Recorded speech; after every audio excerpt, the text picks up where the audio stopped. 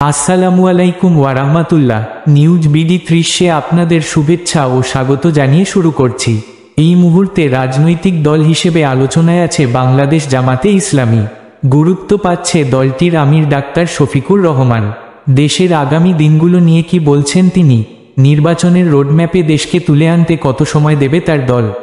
ক্ষমতায় গেলে দেশের সব মানুষকে কি ধর্ম পালন করতে বাধ্য করবে জামাত? আওয়ামী লীগ নিয়ে তাদের মনোভাব কি? ভারতের সঙ্গে কেমন সম্পর্ক চায় দলটি? কিংবা মুক্তিযুদ্ধ নিয়ে কি মনোভাব দলটির আমির ডাক্তার শফিকুর রহমানের? এসব বিষয়ে জানার আপনাদের সঙ্গে আছি আমি মাহমুদ কলিম খান। ছাত্র জনতার অভ্যুত্থানে বাংলাদেশ জামাতে ইসলামী ও তাদের ছাত্র সংগঠন ইসলামী ছাত্র শিবির জড়িত আছে, এমন আলোচনা 5 আগস্টের আগেও ছিল। আন্দোলনের সময় হঠাৎ করে জামাত শিবিরের রাজনীতি নিষিদ্ধ করে তখনকার আওয়ামী লীগ সরকার। সামনে আসে জামাতের নাম ক্ষমতাচ্যুত প্রধানমন্ত্রী শেখ হাসিনা দেশ ছেড়ে যাওয়ার পর রাজনৈতিক দল ও ছাত্র প্রতিনিধিদের সঙ্গে বৈঠক করেন সেনা প্রধান জেনারেল ওয়াকারুজ্জামান।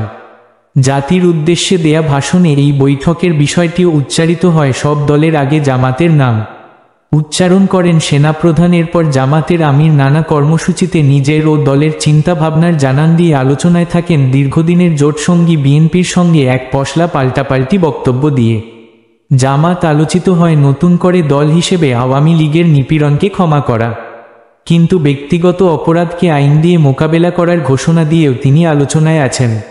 এত সব আলোচনা থেকে একটা প্রশ্ন সামনে আসে, জামাত কি অন্তর্বর্তীকালীন সরকারের এই সময়ে সুযোগ সুবিধা একটু বেশি পাচ্ছে?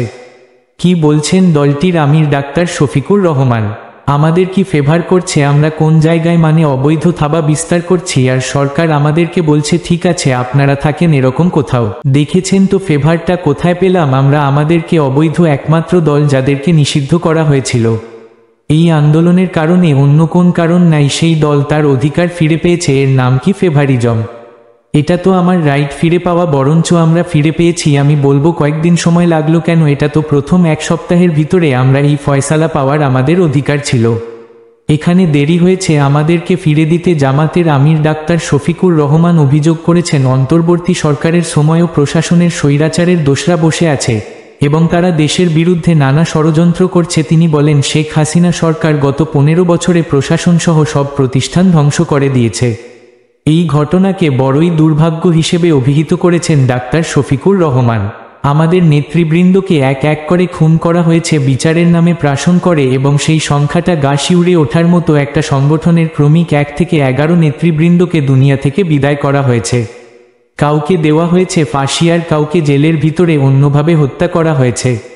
সর্বশেষ ঘটনা আল্লামা দিলাওয়ার হোসেন সাঈদী। তো সেই পেইনগুলো তো আমাদের আছে।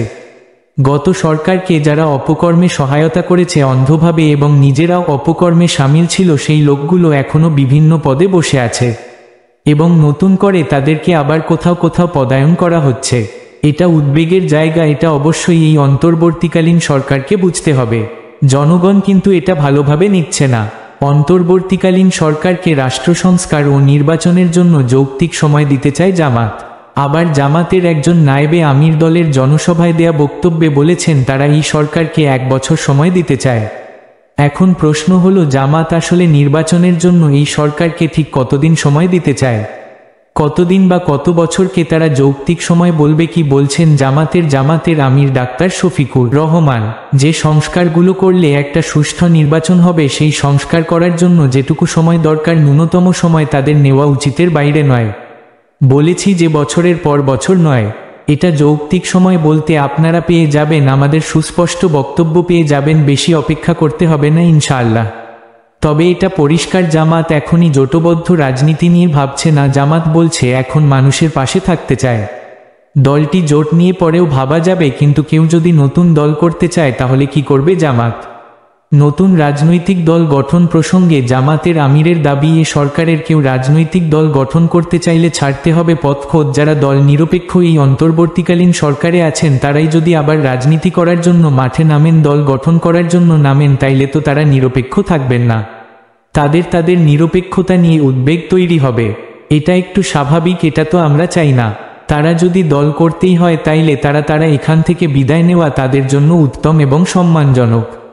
আগে বিএনপির সঙ্গে 4 দলের জোট সরকারে ছিল জামাত। প্রশ্ন হলো, যদি এককভাবে কখনো ক্ষমতায় যায় জামাত, তাহলে নারীর স্বাধীনতা থাকবে? জামাত কি সবাইকে বাধ্য করবে ধর্ম পালনে? কি হবে পরিস্থিতি? কি বলছেন জামাতের আমির? যদি আল্লাহ তাআলা কোনোদিন এই দেশের মানুষের সামগ্রিক সেবা করার সুযোগ আমাদেরকে করে দেন, সেদিন নারী সমাজ এই দেশে বসবাস করে গর্ববোধ করবে ইনশাআল্লাহ। মানুষের কাছে ইসলামের প্রকৃত শিক্ষা তুলে ধরা এটা আপনার আমার সকলের দায়িত্ব। যে যতটুকু বুঝি, যেভাবে বুঝি, প্রকৃত শিক্ষাটা মানুষের সামনে তুলে ধরলে সে তার জীবনের ব্যাপারে সঠিক সিদ্ধান্ত নিবে। এখানে আমি তো কাউকে সিদ্ধান্ত ছাপায় দিতে পারবো না। আর আমরা জোর করে একটা ক্ষুদ্র অংশ বৃহৎ জনগণের উপরে কোন কিছু চাপায় দিব, এটা তো আসলে কোন সভ্য জগতের কথা হলো না। আমরা তো এটা চাপাচাপির কোন বিষয় বলেন দেখি না। জামাতের আমির ডাক্তার শফিকুর রহমান মনে করেন আওয়ামী লীগ একটা সন্ত্রাসী সংগঠন। গত 15 বছর দেশে আওয়ামী লীগ নজিরবিহীন জুলুম করেছে বলে তিনি মন্তব্য করেন। দেশকে ধ্বংসের দ্বারপ্রান্তে নিয়ে এবং মানুষের বুকে গুলি চালানোর অভিযোগে আওয়ামী লীগের রাজনীতি করারই অধিকার নেই বলেও মনে করেন তিনি। কেনা অস্ত্র এবং গুলি নিজ দেশের জনগণের বুকে ছুড়ে তারা রাজনীতি করবে কেন? তারা তো একটা সন্ত্রাসী দল। রাজনীতি করতে হলে তো রাজনৈতিক মানসিকতা নিয়ে আসতে হবে। তারা তো একটু প্রমাণ করতে পারেনি।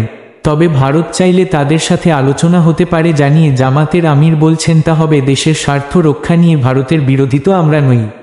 ভারতের জনগণ খারাপ আমরা কি কখনো বলেছি? ভারতীয় সরকারের কোন কোন পলিসি বাংলাদেশের স্বার্থের বিরুদ্ধে চলে যায়, তা আমরা যারা রাজনীতি করি যদি আমরা দেখি যে আমাদের স্বার্থের বিরুদ্ধে কোন কিছু চলে যাচ্ছে, তখন আমাদের কর্তব্যটা কি? তখন তো সে ব্যাপারে আমাকে বক্তব্য রাখতে হবে।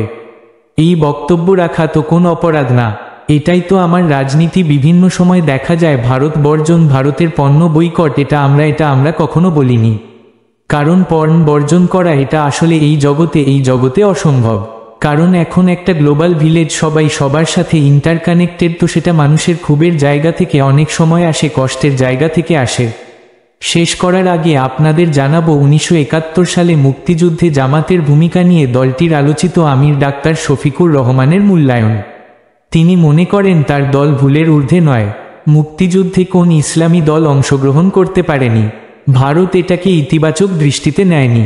বাসানী সাহেবের মতো মানুষ ভারতে গিয়ে থাকতে পারলেন না, তাকে পালিয়ে আসতে হলো ভারত থেকে। আবার বাংলাদেশে আমাদের জায়গা কি ছিল? সেখানে জামাত যা আশঙ্কা করেছিল তাই তো পদে পদে বাস্তব হলো। তার তো কোন ব্যতিক্রম হয়নি।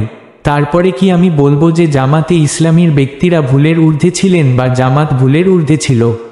এটা জামাত কখনো বলেনি, আমিও বলবো না। ভুল মানুষের হতেই পারে। ওরকম ভুল যদি হয়েই যায়, তাইলে অধ্যাপক গোলাম আজম সাহেব যখন নাগরিকত্ব পেলেন তখন কিন্তু বায়তুল মোকাররম উত্তর তিনি প্রকাশ্য জনসভায় বক্তব্য দিয়ে এর জন্য দুঃখ প্রকাশ করেছেন।